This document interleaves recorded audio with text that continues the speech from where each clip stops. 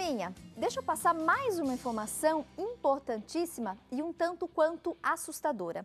De acordo com a Associação Mundial de Medicina do Sono, 45% da população mundial não dorme bem. O bom sono é um dos pilares da saúde, junto com uma dieta equilibrada e a prática de exercícios físicos. Quando o sono falha, a saúde fica comprometida. Isso mesmo, gente, não dormir bem pode desencadear graves prejuízos à saúde. Por isso, hoje, a gente recebe aqui no nosso programa o otorrinolaringologista Edilson Zancanella. Já está aqui conosco. Tudo bem, doutor Edilson? Seja muito bem-vindo. Obrigada pela gentileza. Obrigado. Fique à vontade. Muito obrigado. É importante a gente destacar também que o doutor Edilson, ele é coordenador do Departamento de Medicina do Sono da Associação Brasileira de Otorrinolaringologia e Cirurgia Cérvico-Facial. Mais uma vez, então, muito bom tê-lo aqui conosco para falar sobre esse problema que atinge tantas pessoas. Assustador esse número, não, doutor? Quase metade da população mundial não dorme bem. E esses números, né? Então, fico muito grato pela oportunidade, né? Muito boa tarde, então, a todos. Esses números vêm nos assustando. A gente tem várias queixas, né, de que a produtividade das pessoas vem diminuindo. Você tem que desempenhar várias funções ao longo do seu dia e você precisa de um horário para repor as energias. E, no geral, a gente vem comprometendo esse horário com várias atividades. Então, alguém que trabalha durante o dia e estuda à noite, alguém que usa o período ali da noite para colocar em ordem as atividades que ele não teve tempo ao longo aí do dia. Então, ele vai utilizando o período da noite, ou seja, ele vai diminuindo o número de horas de sono para realmente colocar essas coisas em ordem. Rede social, uso de tablet, celular. A gente vai diminuindo o número de horas de sono e a gente acha que está produtivo no outro dia para fazer tudo aquilo que a gente necessita fazer. Mas, na verdade, o sono ele é um momento específico de funcionamento do organismo. O organismo ele só funciona bem quando a gente tem um número mínimo de horas de sono. E aí a gente abre dois pontos importantes. Tanto o número de horas como a qualidade do sono. Esses são os dois itens importantes. Qual seria o número de horas ideal para a gente dormir? Teve um estudo que atualizou isso em 2014. A gente sempre tinha, em média, que era de 6 a 8 horas. O que esse estudo mostrou? Que o número mínimo de horas aumentou. A gente precisa de 7 a 9 horas de sono por dia. Então, veja, é mais ou menos 1/3 da nossa vida dormindo. E, na verdade, o que a gente vem fazendo é justamente diminuindo o número de horas de sono que a gente tem, né? Então, em função das obrigações, das contingências todas. Na verdade, a gente está indo na contramão, Exatamente. né? Houve essa pesquisa atual, então, apontando que a gente tem que aumentar um pouquinho o número de horas de sono, mas a tendência que a gente vê, inclusive, aí em quase metade da população mundial é que as pessoas têm dormido cada vez menos e dormido ruim, né? Exato. Como que a gente poderia definir esse sono reparador, esse sono de qualidade? Então, assim, basicamente, a gente tem que ter algumas... A gente tem várias rotinas que a gente tem pelo nosso dia a dia, né? E para dormir bem, a gente precisava ter uma rotina. Tem pessoas que dormem, quer dizer, que tentam dormir e que o sono não chega. E ela fica meio que relembrando aquilo que foi o dia que passou e fica pensando nos problemas do outro dia. Então, ela não consegue deixar o sono entrar pela preocupação que acaba tendo e de, não, tem que fazer isso, tem que fazer aquilo, tem que pagar a conta. Atualmente, nos últimos meses, né, com essa situação toda política social que a gente vem enfrentando, a demanda de pacientes com dificuldade para começar o sono aumentou muito.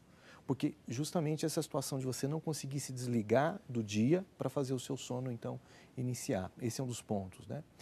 Outro ponto importante é lembrar que tem muita gente que não sabe e a gente não tem a consciência do que acontece durante o período que a gente dorme.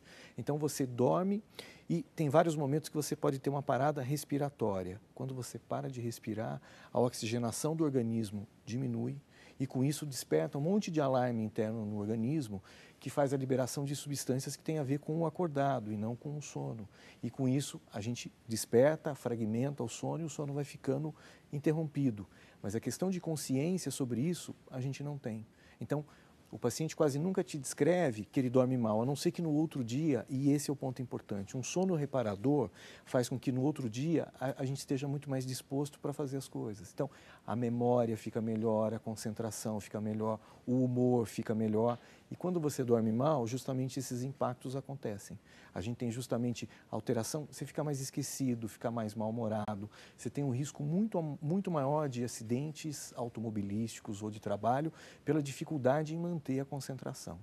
Doutor, pela sua própria experiência na área, hoje quais seriam aí os principais distúrbios do sono? Quais são aí os problemas mais comuns? A gente fala de uma situação que a gente chama de prevalência, né? Então, aquilo que a população apresenta, né, por determinada idade e quanto a alguma coisa mais frequente. A prevalência da apneia do sono, que é essa dificuldade respiratória. Então, tem um estudo feito em São Paulo em 2010 que dá 32,8% da população em idade produtiva tendo o risco de ter apneia do sono. Tem um outro estudo feito, um pouco mais recente até, feito na Suíça, que mostra que é por volta de 40% da população que vai dormir e durante o período que dorme acaba tendo paradas respiratórias.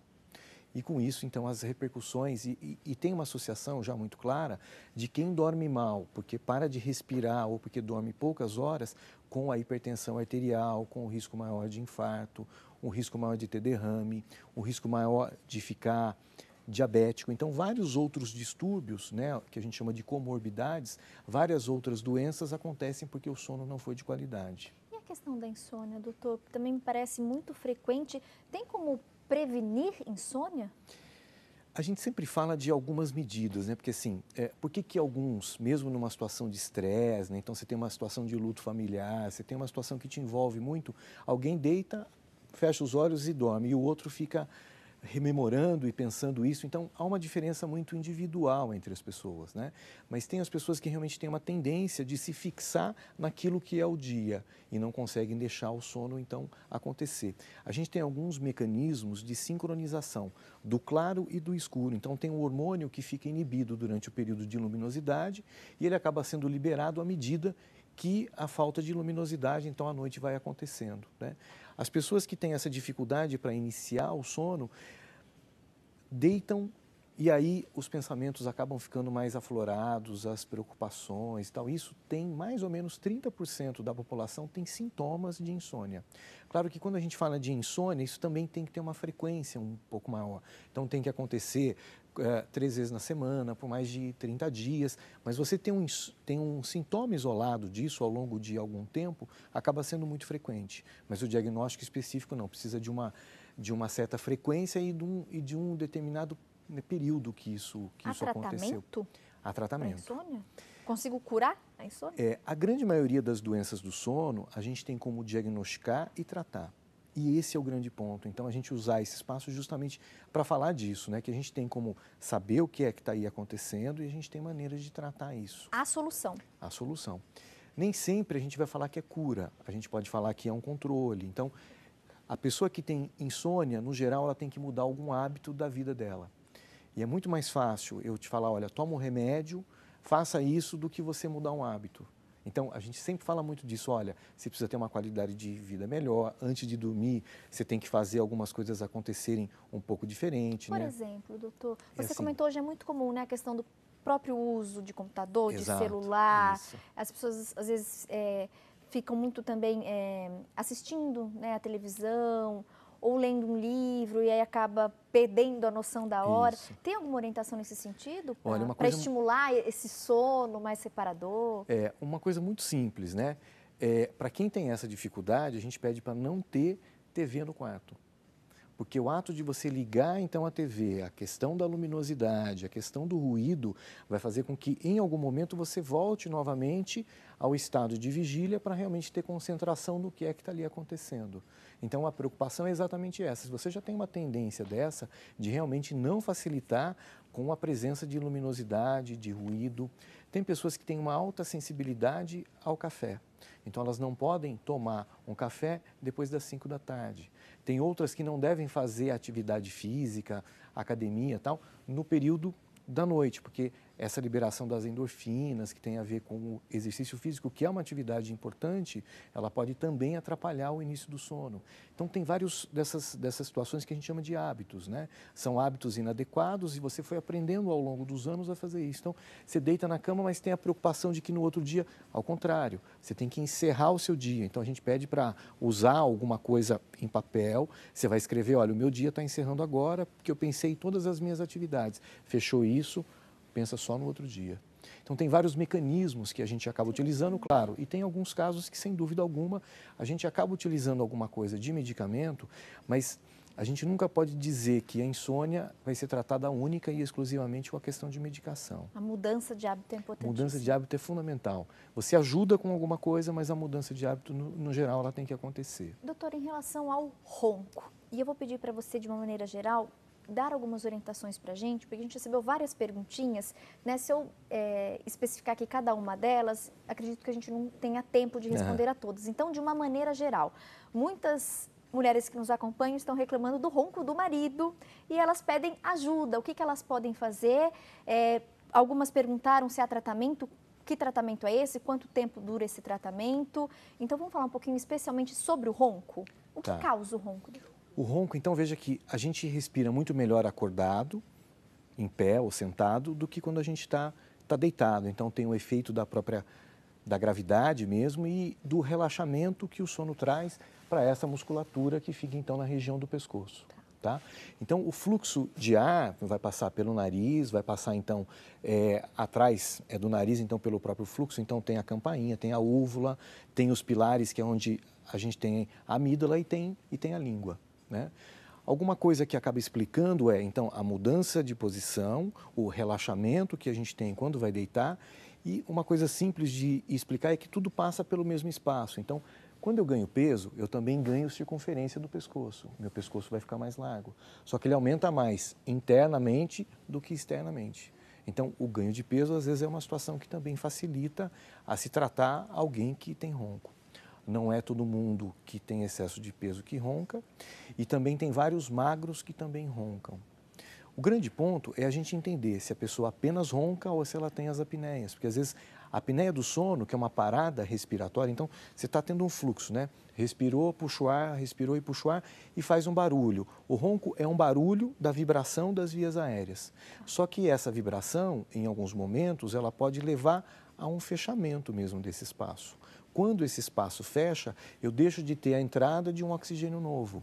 Então, eu vou gastando aquele oxigênio inicial que nós tínhamos e a não reposição dele vai fazendo com que esses alarmes que a gente tem no organismo disparem, há a liberação de substâncias adrenérgicas e, com isso, a gente desperta para respirar um pouco melhor. O tempo que leva para a gente acordar, nem sempre a gente vai ter memória de que isso aconteceu, né? Mas, em linhas gerais, o ronco ele vai acontecer mais no homem a partir dos 50 anos, que tem sobrepeso, e, no geral, aí há uma consequência muito maior quando você tem alguma outra doença aí associada, hipertensão arterial, diabetes. Então, esses riscos vão ficar muito maiores. Agora, eu só consigo diferenciar alguém que ronca de alguém que para de respirar quando eu faço uma monitorização do sono, né? Um exame específico. Exatamente. Então é importante, de repente, aquelas pessoas que perguntaram para a gente, orientar o marido ou o familiar a procurar um otorrinolaringologista, que é o profissional que cuida dessa área, que vai poder ajustar e indicar o melhor tratamento. Exatamente. E uma outra coisa importante é lembrar que o tratamento ele é muito específico. Então, tem alguém que com certeza pode fazer uma cirurgia e vai ficar muito bem. Tem outros que vão ter que usar uma máscara, né, que cobre o nariz por tempo indeterminado. Então, a gente diagnosticando, fazendo essa coisa da individualização, de saber qual é a gravidade, de saber pontos anatômicos onde você possa ter uma alteração e das possibilidades que a gente tem para tratar, a gente vai ter que escolher isso individualmente, né? Doutora, é verdade que aquele soninho, aquele cochilo depois do almoço é benéfico? Ele é reparador e talvez ajude o nosso corpo a trabalhar melhor, por exemplo, depois de uma noite não bem dormida? Acaba sempre sendo interessante. O problema é quanto tempo ele vai durar. Então, assim, aquela coisa do cochilo pós o almoço, então, se ele durar por volta de 30 minutos, acaba sendo interessante. O problema é que quando a gente dorme, assim, a gente dorme e faz ciclos de sono. O que é um ciclo de sono? É assim, eu faço o sono superficial, o profundo, eu sonho, isso é um ciclo de sono. E um sono reparador, ele vai ter de 5 a 7 ciclos de sono. Cada ciclo de sono dura de 60 a 90 minutos, mais ou menos, em linhas gerais, assim, né? E o fato é que, quando eu vou dormir muito tempo à tarde, tem o risco de eu roubar o sono que é da noite. Então, eu tenho que tomar um pouco de cuidado quanto à duração do cochilo, né? Se o cochilo tiver meia hora, tá ótimo. Se passar de 30 minutos, isso, pode ser preocupante, porque daí pode comprometer o próximo sono da noite. Porque daí eu posso, então, fazer o sono de onda lenta, um pouco de sono REM, e isso vai fazer com que alguma coisa possa, então, atrapalhar do meu sono, porque a gente tem alguns momentos que a gente tende a ter mais sono. Aquele que é por volta das 11 da noite às 7 horas da manhã, mas aquele horário entre 4 e 5 da tarde, te dá uma bocejada, aquela coisa, é um horário de sono que é secundário. Agora, o pós as refeições, principalmente pós o almoço, você tende a ter uma alteração que a gente chama de metabólica no organismo, que facilita o sono, então, acontecer. E não é ruim, você pode dar uma cochilada que isso vai te ajudar, né? Doutor, você falou então dessas 3 fases, né? A questão do sono superficial, o sono profundo e o sonho. Deixa eu fazer uma pergunta. Algumas pessoas costumam lembrar dos sonhos, outras não lembram o que sonharam e se sonharam. Todo mundo sonha, e o sonho tem relação com essa questão da qualidade do sono? O sonho, ele é uma franca atividade do córtex cerebral, então o cérebro está funcionando muito no período que a gente está sonhando. Só que não tem um centro que está coordenando isso única e exclusivamente. Então, assim, são várias coisas ativas ao mesmo tempo, mas não tem alguma coisa que está coordenando isso especificamente para ter uma sequência do que está ali acontecendo, né? A gente sonha, e isso chama fase REM, né? Então, onde tem movimento ocular rápido, e a gente sonha mais no fim da noite. Então, assim, eu vou dormir por volta das 11 horas. Eu começo o meu sono, com esses ciclos do sono, fazendo mais o sono que a gente chama de sono que é profundo, de onda lenta, que é um sono que tem a ver muito com o te descansar e tal. E a gente vai fazendo um pouquinho de sono REM no início da noite e vai fazendo mais sono REM no fim da noite.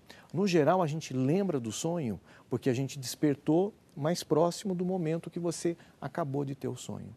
Mas, na verdade, a gente sonhou provavelmente em vários períodos ali da noite. E não necessariamente a gente vai ter memória do que aconteceu. Então, a gente não vai lembrar do que aconteceu. Tem gente que fala assim, olha, eu não lembro nunca do meu sonho. Na verdade, isso não é um problema que você tenha, né?